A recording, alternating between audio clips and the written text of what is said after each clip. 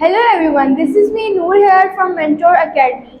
We are here to discuss our lecture number 17, which is all about future indefinite tenses. It shows the future intention कि आपकी मुस्तकबिल में किस तरह की तरजीहात हैं, क्या इंटेंशंस हैं, आप अपने मुस्तकबिल को लेकर क्या सोचते हो, क्या काम करोगे आप, क्या काम करोगी और क्या काम करेंगे.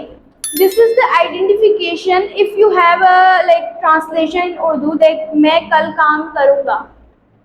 This is करूँगा is the future indefinite क्योंकि वो काम अभी हुआ नहीं है, वो काम मुस्तकबिल में होगा या होने जा रहा है मुस्तकबिल में, but not in the present, not in the past. So this is all about ga, gi, ge in the end of the sentences. So how are we going to make the affirmative one? First of all, we need to memorize the formula. The formula for future indefinite tenses is subject, will, shall. Most probably we are using will in today's world, but in the past years we have seen shall in a very common senses that people are going to use shall in a very in every sentences. But now will has the command, will have probably used in the most of the subject, most of the dictionaries and most of the tenses. In most of the sentences we are using will only. Don't confuse in shall and will because both have the same meaning. And verb की first form or as always, and last but not the least object. So there are the three examples. It's all about the future indefinite. So the first example for future indefinite is I shall keep my promise. You can write will. It's not a problem. It's not a problem. But here I am using both of the kind of verbs that you can memorize easily and easily understand. I shall keep my promise. मैं अपना वादा रखूंगा. Right? मैं अपना वादा पूरा करूंगा और मैं अपना वादा रखूंगा.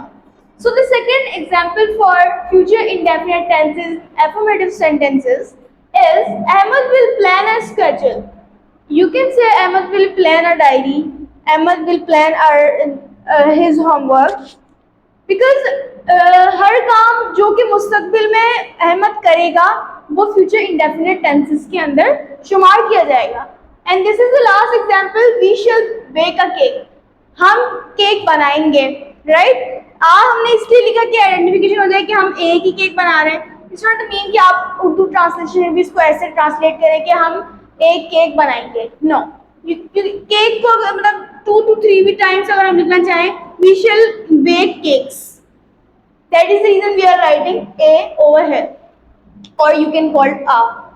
So for the negative one, affirmative sentences की बात जब हम कर रहे होते हैं तो हम सीधी एक स्टेटमेंट बोल रहे होते हैं किसी को भी, बट जब हम नेगेटिव की बात कर रहे होते हैं तो हम अपनी ही बात से मुकर रहे होते हैं या फिर हम अपनी ही बात को नेगेटिव सेंटेंस में लेके जा रहे होते हैं कि नहीं मैं ये काम नहीं करूँगा. Right? Because we are talking about the future. So all this sentences, सब सेंटेंसेस के एंड में हम करूँगा, करूँगी, करेंगे, होगा, मतलब गा की गे का यूज जरूर आएगा. So for the negative, the formula is same. Just you need to write not with the will and not with the shall. Not very a big thing, right? And the same formula will be using. That I am using will be, right? You can use shall be. It's not a problem. So the example number 1 for negative one is she will not help the poor. वो गरीब की मदद नहीं करेगी. अगर इस sentence को if your teacher is saying कि इस सेंटेंस को आप affirmative में convert करो, so how will you gonna make this? Easily, you just cut the not and you make the affirmative sentences. This vice versa, अगर आपकी teacher ने कहा है कि ये नेगेटिव है, इसको एफर्मेटिव में किया है तो ये एफर्मेटिव है और आप इसको नेगेटिव में करें, so you just need to write not with will और shall. So second example is they will not shout at him. वो उस पर नहीं चिल्लाएंगे. बिकॉज हिम है तो आप समझ जाएंगे कि बॉय की बात हो रही है. It like her, so you easily understand that girl की बात हो रही है. And the last example for negative one is I shall not harm your pet. मैं तुम्हारे पालतू जानवर को नुकसान नहीं पहुंचाऊंगा. Now I will explain how you gonna convert this sentence, the negative one, into interrogative. So here I give you the task to convert the negative one into interrogative. So how you gonna do this? It's very simple. Subject की जगह पे will और shall you can use, and subject will और शैल की जगह पे vice versa हो जाता है, right? They replace their, they exchange their places. Verb की as usual first form and object, but last not least question mark, because this is the identification of the interrogative sentences.